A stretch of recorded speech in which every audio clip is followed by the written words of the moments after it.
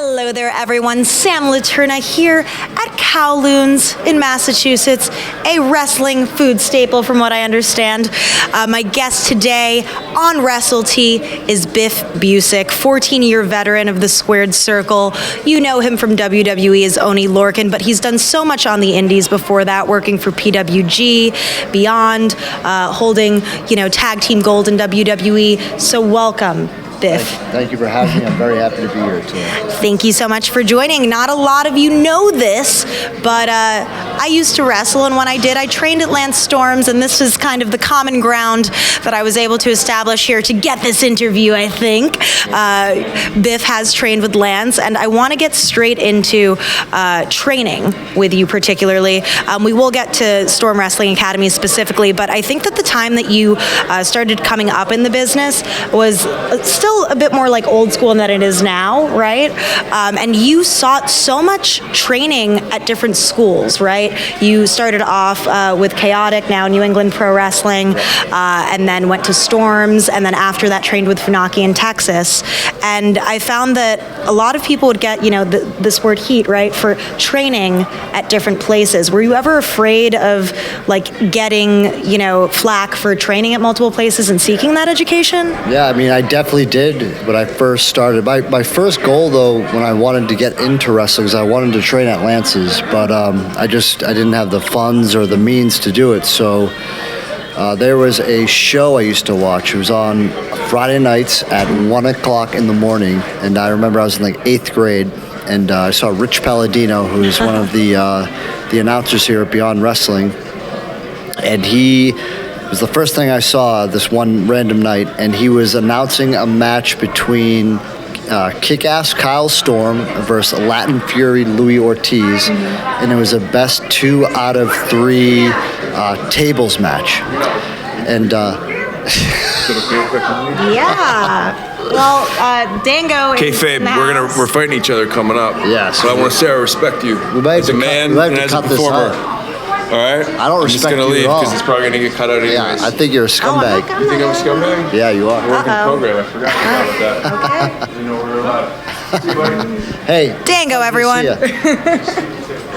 What was I saying again? Sorry, Dango came You in. were talking about seeking out training and initially wanting to train at Lance's, but it wasn't immediately available. I didn't have the means to go to Lance's at first, so I remember when I was in 8th grade, I saw the show on public access television, Chaotic Wrestling, and they had an ad for the Chaotic Training Center, and I think I was probably, how old were you in 8th grade? Maybe, 14 or 15 years old? Maybe 12. 12, oh 12. Wow, I'm way off. Yeah.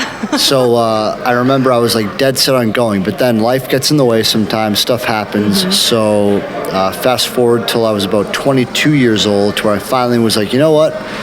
I've always wanted to do this. I always loved wrestling. Life is short. You got to kind of go out there and get it. So I decided I'm going to go to this school and go check it out. I'll never forget. I drove past the school twice. I was so nervous to go in. I was like, am I really going to do this? Then I finally went in there, and the guy I met told me that they were doing a fantasy camp type of deal. So if I wanted to come and do it to do the fantasy camp. So I went there. I did this fantasy camp, and then they actually offered me free training, which was huge for me at the time because I didn't have any money. So I trained at Chaotic for the next 2 years, and I kept it a secret from everybody in my life because I was kind of I wanted to get good first before I told people. So I remember one night I came home and I had a black eye, and my mom was like, "What are you doing?" And I was like, I'm doing amateur wrestling because I used to amateur wrestle in high school, and she was like, okay, so you're doing this amateur wrestling club? I'm like, yeah, because I was too nervous to tell her. And then I remember a few months later, I took her out to eat, and I had to lay out the news to her that, hey mom, I'm trained to be a professional wrestler. And she was kind of relieved. She's like, I thought you were in a fight club. I thought you were fighting people for real. I'm like, no. We're just doing pro wrestling. So long story short, I trained there for about 2 years until I could finally save up enough money to go to Lance's. And I always wanted to go to Lance's. Lance had a website where he would write a blog. and I was always just so fascinated by his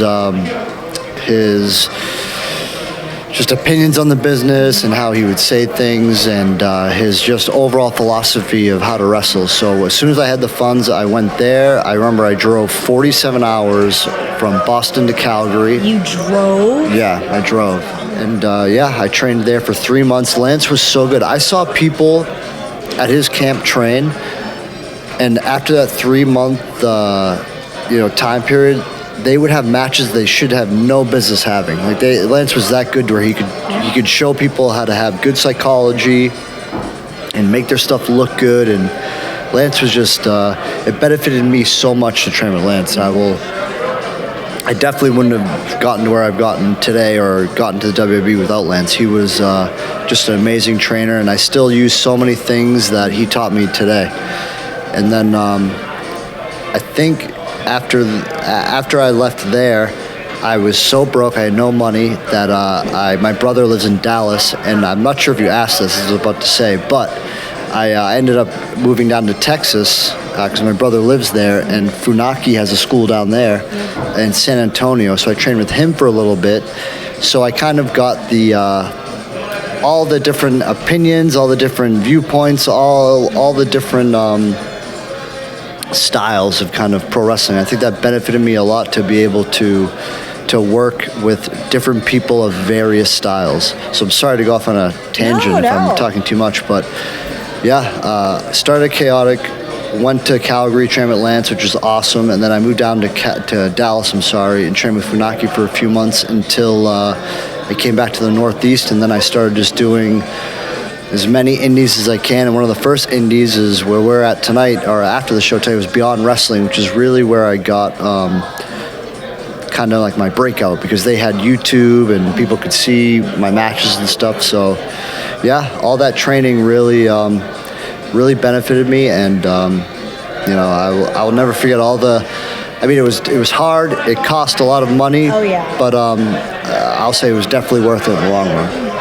I used to hear from different students that I've met throughout the course of just being involved in wrestling that Lance was a lot harder years ago. I did the class in 2017, and while I thought it was really physically rigorous, I heard from other people who either still lived in Calgary that he went really, really hard on you guys, when he was really in the full swing of things, in the ring, getting nitty gritty involved. But he always spoke very highly of you and told some stories about his alumni that he was super keen on, and he always spoke about your discipline and the way you did crazy neck bridge training, the things that you could do with your neck, and he would tell everyone you should aspire to do that kind of exercise and have your neck that strong. You'll never get a concussion, you'll never break your neck.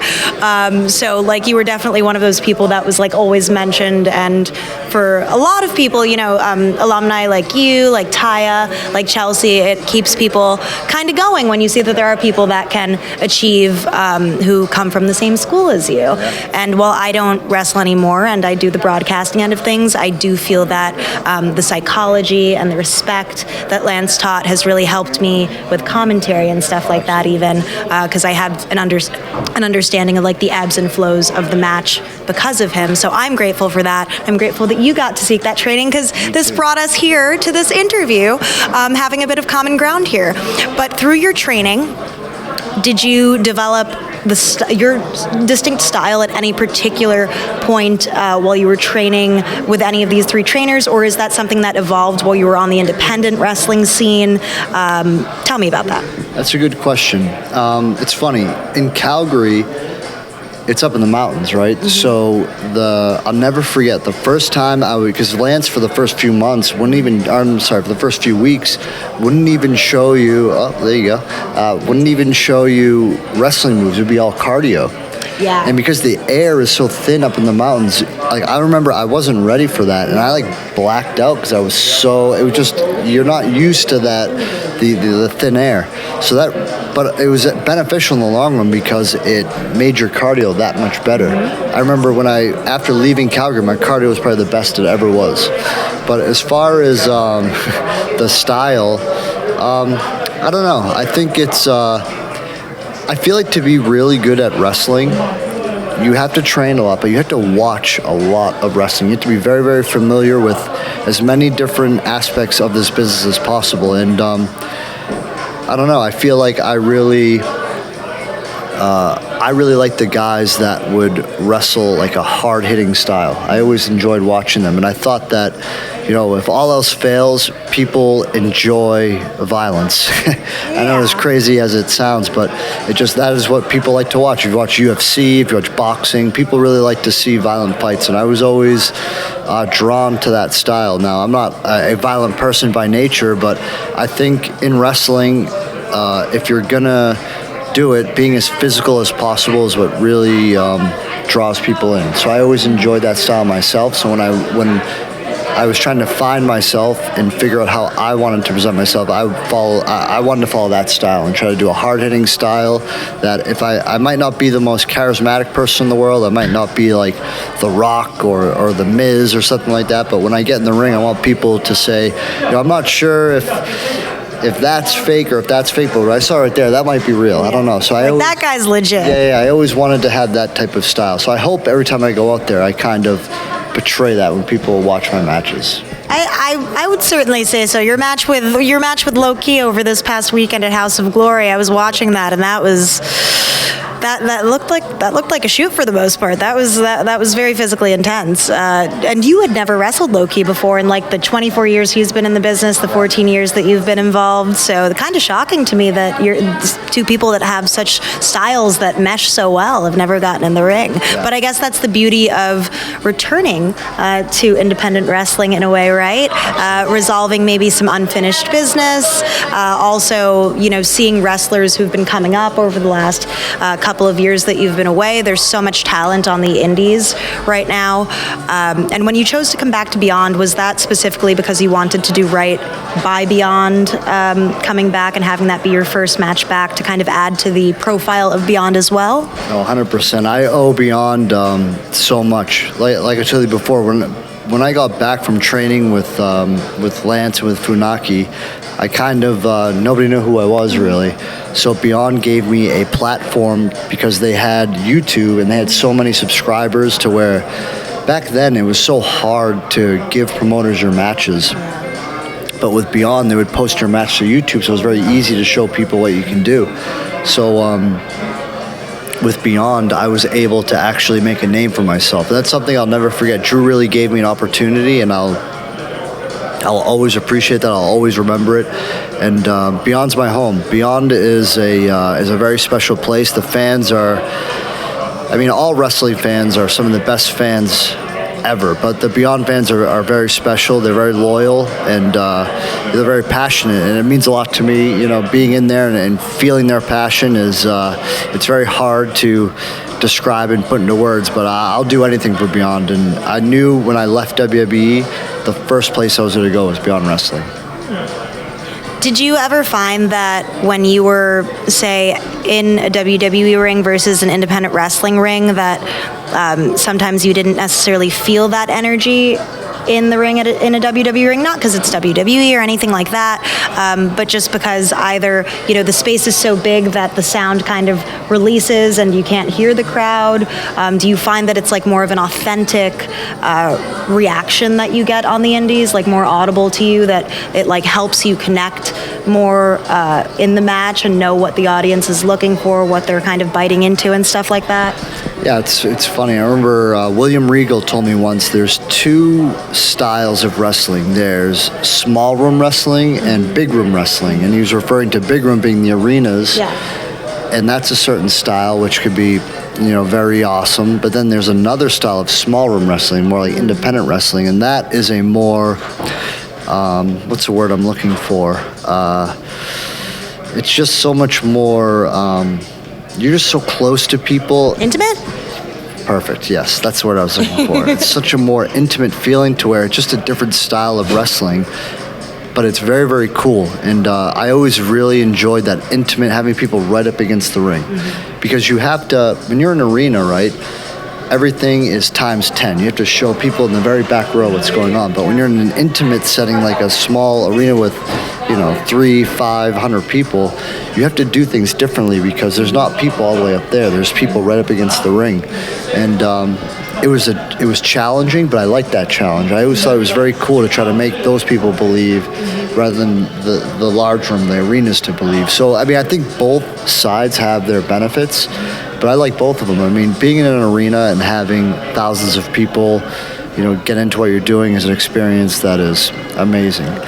But also being in a small room setting with people with their energy and just feeling it, having right up against the ring, it's amazing too. So I think the biggest thing, to go back to your question, was my biggest issues when the pandemic hit, obviously, we had no crowds. And it was very, very hard for me, especially in WWE, to wrestle at the PC without fans in the audience. It was just, I don't know, man, not to sound corny or stupid, but to have the people there, it just makes you feel like Superman. It made me feel like I could do anything. When the people aren't there, it's just, it's not the same. And it was, it took a toll on me. It definitely affected my passion and what I was, because, wrestling, people talk about it being fake and not real, but when you hit that mat, it's real. I mean, the bumps and the bruises are very, very real, but when the people are there to support you, they help you get through it. And when they're not there, it's a lot harder to deal with that pain. Like, what am I doing this for? Who am I here to please and have that payoff for the fans, right? 100%. So without the fans there, it definitely took a toll on you, not only physically but mentally as well. And it was hard to get fired up. Like tonight, it was funny. I took a second before I went out just to be like, man, this is awesome. To hear the crowd and to feel their energy is something that's so, I don't know, it's very hard for me to put into words, but the wrestling fans are so special to how they can make you feel. I mean, they're not there. It's, man, it just sucks. I don't know any other word to describe it. So it definitely was a trying time when the fans weren't there, but, coming back to the independents, it's... Sorry, I dropped my index cards. I just realized. It's all good. I'm very smooth here. Coming back to the independents and feeling just the energy of the crowd has been... There's no other word I can use than just amazing. It's just been so amazing. It's definitely reinvigorated my passion. Indie wrestling has just evolved so much from when you left. Did you ever kind of wonder what could have been while you were in WWE if you would have stayed on the indies when it was kind of experiencing that boom a year or two after you got signed? Did you think it would evolve to this point that we're at now? Yeah, that's a great question. I remember talking to Roderick Strong, and he told me when I signed to WWE, he was like, man, I wish you had waited an extra year. Because if you had waited, I think you would have had a really, really cool run in the indies. And I don't know, it's tough to... Hindsight is always 20/20, right? But, I loved WWE. I loved working there. I cherished my time there. I learned from so many good people that, I'm happy that I went there and I learned all that I did, and I got to interact with all the people I interacted with. But at the same time, you do get a little bit of... regret that you got to miss some of that cool stuff. Some FOMO? Yeah, FOMO. That's very good. But, now I'm actually, it's cool because, it was a bummer to leave WWE. It was what it was. But now to come back to the independents and have, Game Changer Wrestling, it's funny because before I signed to WWE, I would say PWG was probably the hottest independent that was going on at the time, and Game Changer Wrestling wasn't really around. I don't think they were around at all when I was on the independents. Maybe right when I got signed they started to come up, but then to see what they've done, and I see some of these, I watch them on YouTube and I see the crowds that they've drawn. It's it reminds me very much of old school ECW, and I'm excited. I'm excited to be able to wrestle in that environment because, like I said, in WWE, especially from 2020 to 2021, we didn't really have any crowds or any people in the audience. So now to be able to wrestle in front of a crowd like that, I'm very, very excited. It's it reminds me when I first came back to Beyond, I was honestly, I had some anxiety because I just haven't been in front of a crowd like that before. Yeah. And I had all this anxiety building up to it, and then when I finally got through it, it was an amazing feeling. And it's very similar to how I feel about going to Game Changer. I'm like, I question myself sometimes. Like, am I still able to do this? I guess. Well, we're gonna try and find out. And hopefully, after it, I had the same feeling as I had after Beyond, where it was almost like a feeling of relief. Like, I got through it. It was okay. The crowd was fun. So, yeah. I mean, I'm not gonna lie. There is a little bit of anxiety there, but I'm looking forward to it. I think it's gonna be cool to wrestle in front of that crowd, man. It looks crazy. But I do have to ask, I've got to get into the nitty-gritty here, Biff. You were with WWE for the better part of 8 years, or the better part of the last decade, shall we say, and you yourself asked for your release. So what at the time was going through your mind that caused you to ask for your release?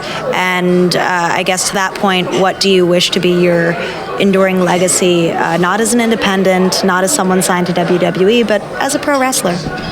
Yeah, with WWE, I feel like they just decided to go in a different direction. And, this is business. It's not, it's nothing personal, and I totally understood that. And I think with the direction of NXT, they had a vision for it. And, I thought, in my opinion, NXT had some of the greatest wrestling in all of wrestling there for a few years. And it's funny, life sometimes just things can be cool, and then after a while it just, they may overstay their welcome, and it's just time for a change. And I think NXT and WWE, they just decided it was time for a change, and I understand it. Some of us that were, very prominent in NXT. Sorry, my friend's saying bye to me there. It was time for us to move on, and the writing was on the wall for me. I understood that I did what I did in NXT. I'm very proud of everything I did, and unfortunately, they were going in another direction. I shouldn't say unfortunately, but just I think they wanted to, get newer, fresher talent in there. And at the time, I was there for 6 years. And I thought it was time for myself, if this is the direction you guys want to go, and I totally understand, but while I'm 36 now, I would like to, I still want to wrestle. So I figured it would be best to, part ways and let me go try some other stuff. And then hopefully, in the future, I would love to, go back to WWE and work with them again, if the opportunity presented itself. But I'm super happy of being back on the independents and just being able to take advantage of opportunities, because that's what life is about. I feel like in life, things, if you do it too much, they can get old after a while. Yeah. And sometimes to try new things, it's kind of like the right phrase, like the spice of life, to try new things. And it's like doing the same thing for so long, you get in kind of a routine, which is, it can put you in a rut sometimes. So to try something new, it's like I feel like reinvigorated. So to leave WWE and get back on the independents, it's I don't know. It's like it's a new challenge, but it's something that I'm super looking forward to. Like, kind of like, I don't want to use a cliche of like proving myself, but I do want to prove to myself that I've wrestled on the independents before, and I feel like I could do it again and do well. So never say never about WWE. I don't know where my future is with them, but I have nothing bad to say about them. They took care of me. They're a great company to work for. I really respect a lot of the people that work there, and I will always, always cherish my time there. Well, there you go. Because there's lots of people who clearly want an answer to that question, and that is the answer. Not everything has to be drama-ridden, fans. Let's leave it at that. But what I will say is that I found that you were one of the people that came from the indies when you got signed, and yes, you wound up changing your name, right? You went from Biff Busick to Oni Lorcan, but I never thought that you lost like the essence of who you are. That hard-hitting style, and just I didn't see an immense difference between Biff Busick and Oni Lorcan. So is that because this is just you in the ring being you, or do you think that you just took control of that narrative and made it such? It's funny, when I first started wrestling, I loved the characters. They were my favorite. I remember Rick Rude was one of my favorite wrestlers growing up. And when I first started, training at Chaotic, I was a character called the Manliest Man, Biff Busick, which is basically just a rip-off of Rick Rude. I would like flex and do the hip swivel and all that type of stuff because I love the characters. But the more I trained in wrestling and I went to Lance's and Funaki's, the more I was always a fan of like the technical side of wrestling and honestly all styles of wrestling. But I just feel like the serious wrestling just kind of came more naturally to me. And the character stuff, I was never the best promo guy. I was never the most charismatic guy. But, people seem to really they seem to react positively to when I would wrestle like a serious style.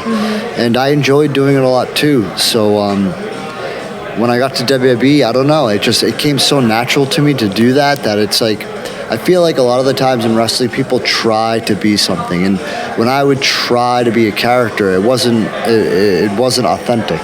But wrestling, to me, taking it seriously was always just came naturally to me, and I think the WWE saw that, and they saw value in that to where, maybe this guy isn't the most over-the-top character, but when he gets in the ring, he really he's locked in, and he really brings it. And I was never trying to do that. It just felt like it was like when the bell rings. To me, it's not an act, or it's not a performance I'm putting on. It's just like you said, just me. It's just who I am, and there's no trying to do something. It just is. I don't know. It's like I'm trying to think of like people get into the zone of where like they say like artists do it sometimes, or musicians, to where they're just like they're flowing with it, and that's why I feel like when I wrestle sometimes like that, I'm just in a natural flow with it, and it just feels right. You know what I mean? Well, that's how it should feel, right? It should feel like something that comes naturally, that you're having fun doing, above all else, I'd hope. Something else that you actually have quite a lot of fun doing, and I'm assuming you've made some money here and there from this, poker. Yes. You are a professional poker player, semi-professional. Tell me about this. That's a great question. So in poker, everybody technically is professional because you make money when you play poker. So anybody that plays poker is considered a professional poker player. So I guess you could call me a professional poker player. And I have won money, but trust me, I have lost money as well. So poker has been a passion of mine since even before wrestling. I got into poker back in like 2003 when it was super popular on the internet. I remember a friend asked me if I wanted to play. I went over to his house, and I had no idea how to play.